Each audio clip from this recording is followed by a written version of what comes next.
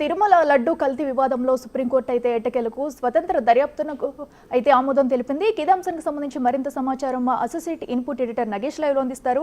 నగేష్, చెప్పండి, మరి ఇప్పుడైతే సుప్రీంకోర్టు స్వతంత్ర దర్యాప్తునకు అయితే ఆదేశించింది. మరి ఇందులో అటు కేంద్రం నుంచి ఫుడ్ సేఫ్టీ కేంద్రం నుంచి ఇద్దరు, రాష్ట్రం నుంచి ఇద్దరు, అటు ఫుడ్ సేఫ్టీ అథారిటీ నుంచి కూడా ఒకరు ఉంటారు.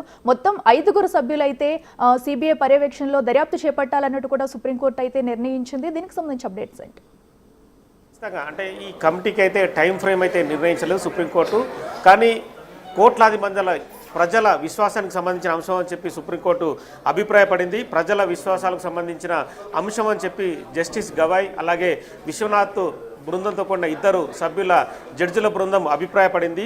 ఎందుకంటే ఇండిపెండెంట్ దర్యాప్తు జరిపితే కనుక ప్రజల విశ్వాసాలకు అనుగుణంగా ఉంటుంది. ఒక ప్రభుత్వం దర్యాప్తు జరపకూడదన్న అభిప్రాయానికి అయితే 2 జడ్జిలు వచ్చారు. ఈ క్రమంలోనే సిట్టు దర్యాప్తు జరుపుతుందని చెప్పి ఆల్రెడీ తుషార్ మోతా కేంద్రం నుంచి సొలిసిటర్ జనరల్గా ఉన్నారు. తను వాదనలు వినిపించారు. కానీ ఒక రాష్ట్ర పర్యవేక్షణలో దర్యాప్తు జరగడం అనేది సమంజసం కాదని చెప్పి కోర్టు అభిప్రాయపడింది.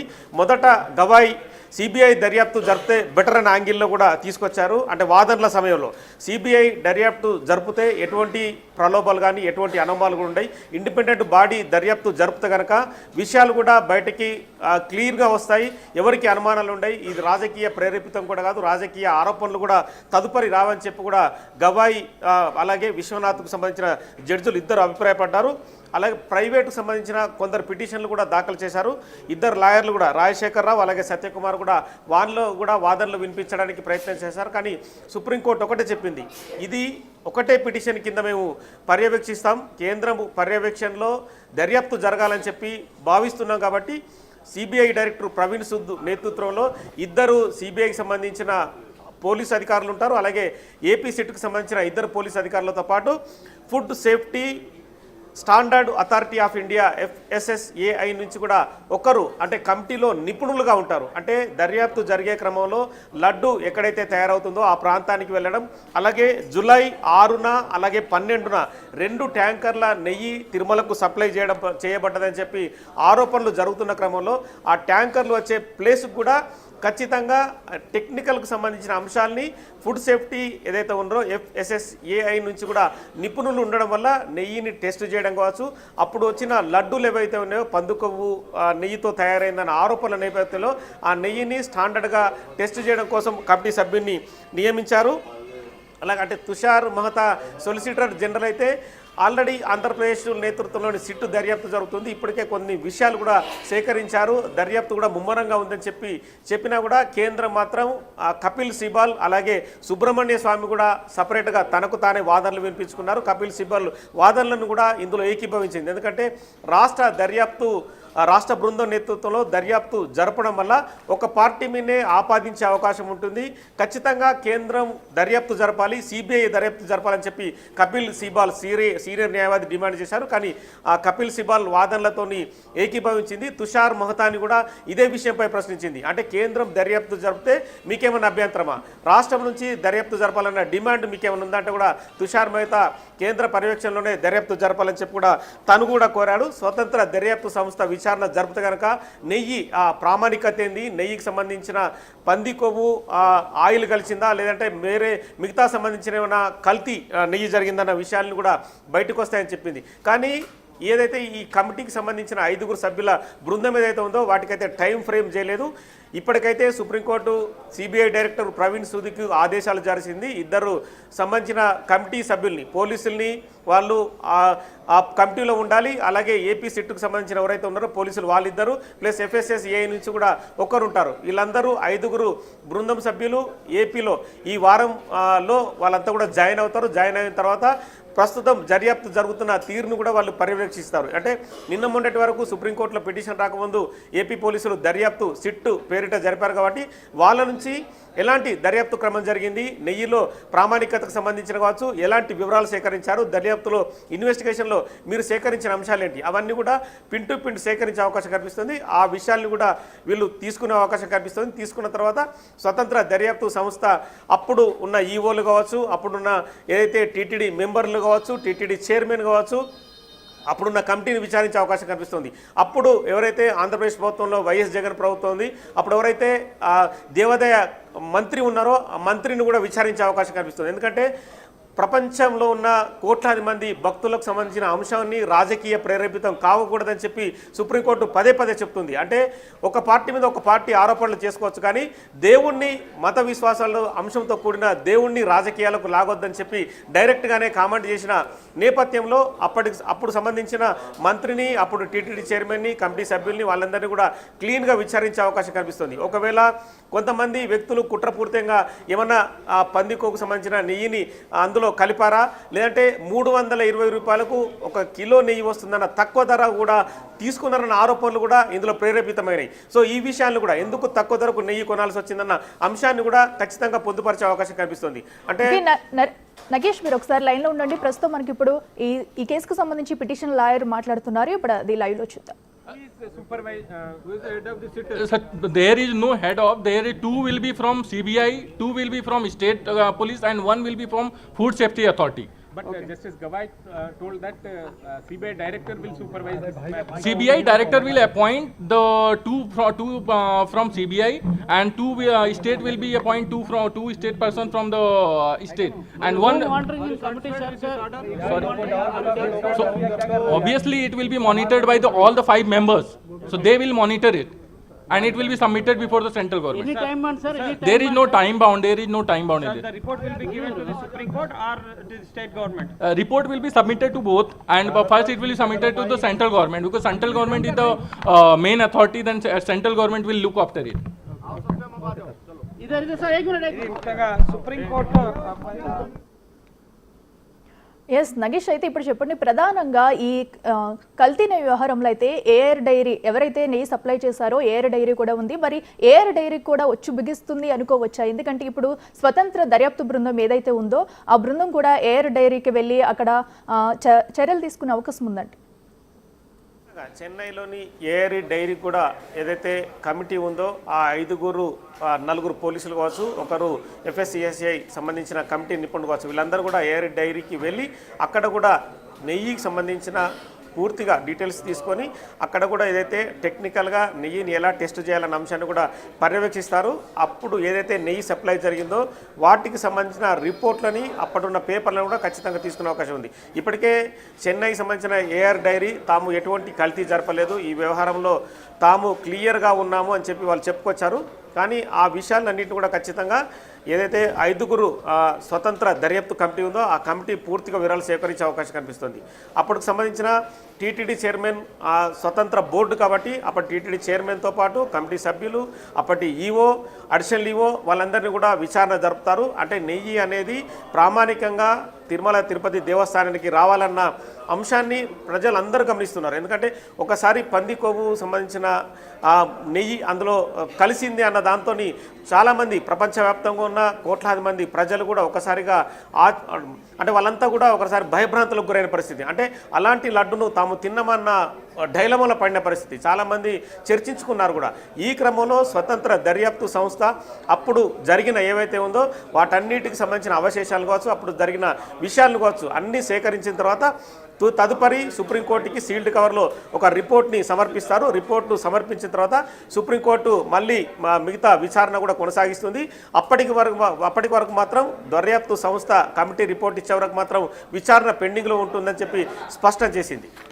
ఓకే నగేష్, అయితే మరి ఈ దర్యాప్తు బృందం ఎవరైతే 5 సభ్యులు ఉంటారో 5 సభ్యులు కూడా మరి దర్యాప్తు బృందం ఎప్పుడు టీటీడీ చేరుకునే అవకాశం ఉంది, ఎప్పుడు దర్యాప్తు మొదలు పెట్టబోతుంది, దీనికి సంబంధించి అప్డేట్స్?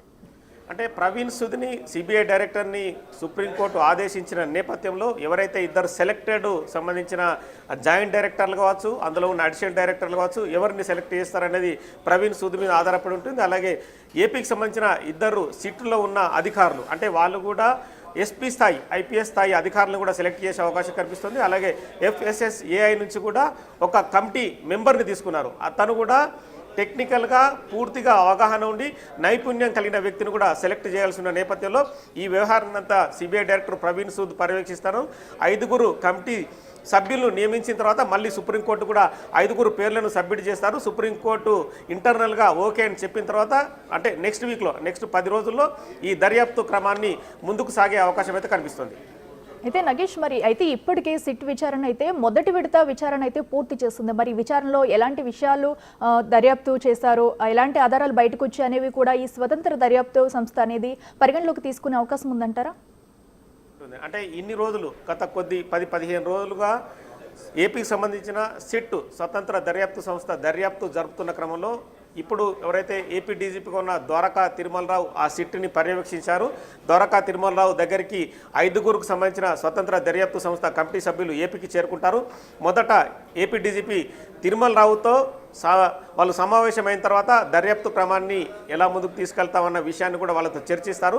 తమకు ఎక్కడైతే అనుకూల అంశాలు అంటే వాళ్ళ దర్యాప్తు వెళ్లే క్రమంలో ఎక్కడెక్కడ పోలీసుల సహాయం ఉంటుంది, ఎక్కడెక్కడ అధికారుల సహాయం ఉంటుందని కూడా చీఫ్ సెక్రటరీని కూడా వాళ్ళు కలుస్తారు. ఈ క్రమంలోనే దర్యాప్తు కూడా అంటే వాళ్ళు క్లీన్గా సాగుతుందని చెప్పచ్చు. అంటే గత 10 రోజులుగా జరిగిన ఏపీ సిట్కు సంబంధించిన దర్యాప్తు అంశాలను కూడా వీళ్ళు తీసుకుంటారు. అంటే దర్యాప్తులో ఎలాంటి విషయాలు సేకరించారు, ఎవరెవరిని విచారించిన క్రమంలో వాళ్ళకు వచ్చిన అనుమానాలేంటి, నెయ్యిని ఎలా టెస్ట్ చేశారు, అప్పుడు నెయ్యి కల్తీ జరిగిందన్న ఆరోపణలపైన ఎవరి నుంచి స్టేట్మెంట్లు స్వీకరించారు, ఆ స్టేట్మెంట్ పూర్తి క్రమాన్ని కూడా ఈ స్వతంత్ర దర్యాప్తు సంస్థ అధికారులు సేకరిస్తారు. ఎందుకంటే వాళ్ళకు కూడా ఒక అవగాహన వస్తుంది, ఎక్కడెక్కడికి వెళ్ళి ఎవరిని విచారించాలి, ఎవరి స్టేట్మెంట్ సేకరించాలి.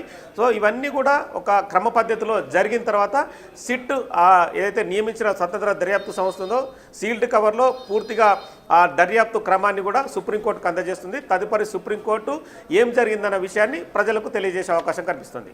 అయితే నగేష్ ఈ కల్తీ నెయ్యి వ్యవహారం జరిగినప్పుడు కూడా ఎలాంటి ఆరోపణలు అయితే వస్తున్నాయి, అప్పుడు కేవలం లడ్డూలను తిరుమలలోనే కాకుండా మరికొన్ని ఆలయాలకు కూడా పంపించారట. అయోధ్యకు కూడా ఈ లడ్డు అనేది పంపించడం జరిగింది అన్నట్టు కూడా మనకు తెలుస్తుంది. అక్కడ కూడా ఏమైనా విచారణ చేపట్టే అవకాశం ఉందంటారా?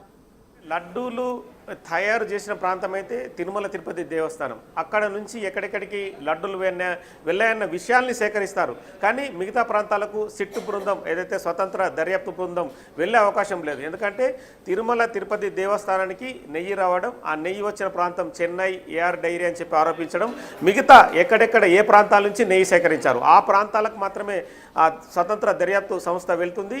ప్రధానంగా తిరుమలలో అంటే అప్పుడున్న ఈవో, అడిషనల్ ఈవో కావచ్చు, కమిటీ మెంబర్లు కావచ్చు, ఎవరైతే లడ్డు తయారు చేసే కేంద్రంలో ఉన్న వ్యక్తులు కావచ్చు, వాళ్ళందరినీ సమగ్ర విచారణ జరుగుతుంది. ఇక లడ్డు మాత్రం గత ప్రభుత్వంలో ఈ వ్యవహారం జరిగిందన్న ఆరోపణల నేపథ్యంలో చాలా ప్రపంచంలోని చాలా ఆలయాలకు లడ్డులు వెళ్ళాయి. తిరుమల తిరుపతి దేవస్థానం, రామాలయం అంటే మీరు చెప్పినట్టుగా యూపీలో రామాలయం ఓపెన్ చేసినప్పుడు కూడా అప్పుడు లక్షలాది లడ్డులు పంపించారు. మిగతా చోట్ల కూడా చాలా చోట్లకి రెగ్యులర్గా పంపిస్తూ ఉంటారు.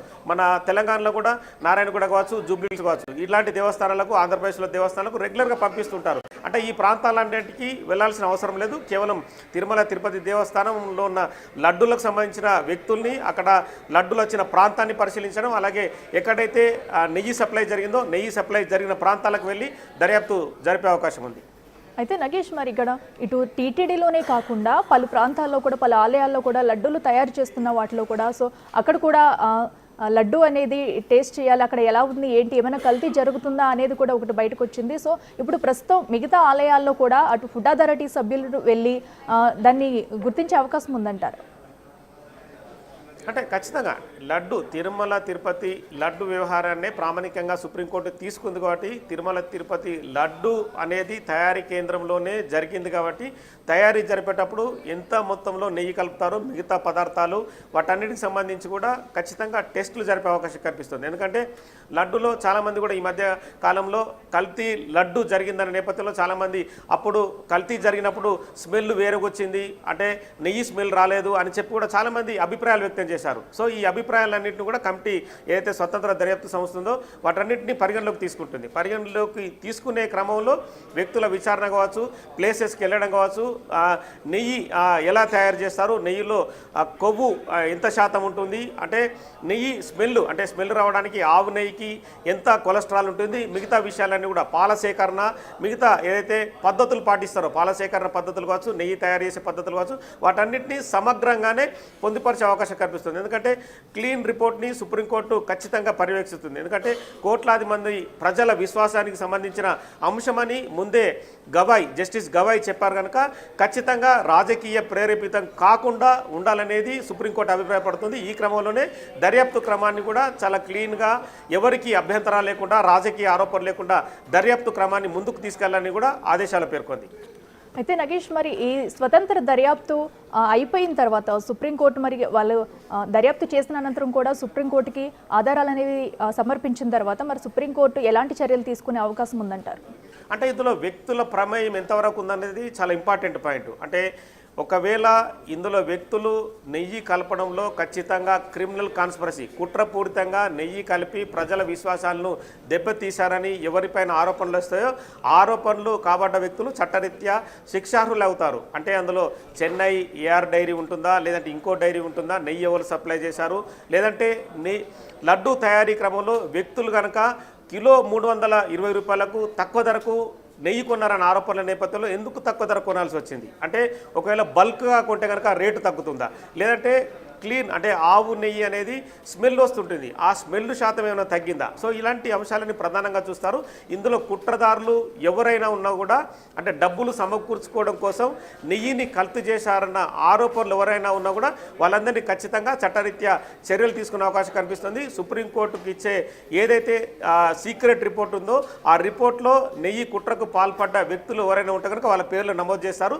తదుపరి సుప్రీంకోర్టు సీల్డ్ కవర్లో ఆ రిపోర్ట్ని తెరిచిన తర్వాత ఆ వ్యక్తులు ఎవరైతే ఉన్నారో వాళ్ళందరూ జైలుకు వెళ్లాల్సి ఉంటుంది. అందులో గతంలో ఉన్న టీటీడీ చైర్మనా, టీటీడీ వైస్ చైర్మనా, ఈవోనా, మిగతా ఎవరైనా సభ్యులు ఉన్నారా, వాళ్ళందరూ కూడా ఖచ్చితంగా ఈ దర్యాప్తులో కనుక కుట్రదారులు అయితే మాత్రం ఖచ్చితంగా శిక్షార్హులు అని చెప్పొచ్చు.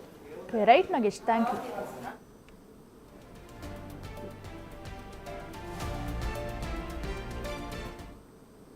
తిరుమల లడ్డూ కల్తీ వివాదంపై స్వతంత్ర దర్యాప్తు జరపాలని సుప్రీంకోర్టు ఆదేశించింది. 5 సభ్యులతో కొత్త సిట్ ఏర్పాటు చేస్తుంది. అయితే ఇందులో సిబిఐ నుంచి 2 అధికారులు, అలాగే ఏపీ నుంచి 2 అధికారులు, FSSAI నుంచి 1 అధికారి ఉంటారని ధర్మాసనం పేర్కొంది. ఈ దర్యాప్తును సిబిఐ డైరెక్టర్ పర్యవేక్షిస్తారని కూడా సుప్రీంకోర్టు తెలిపింది.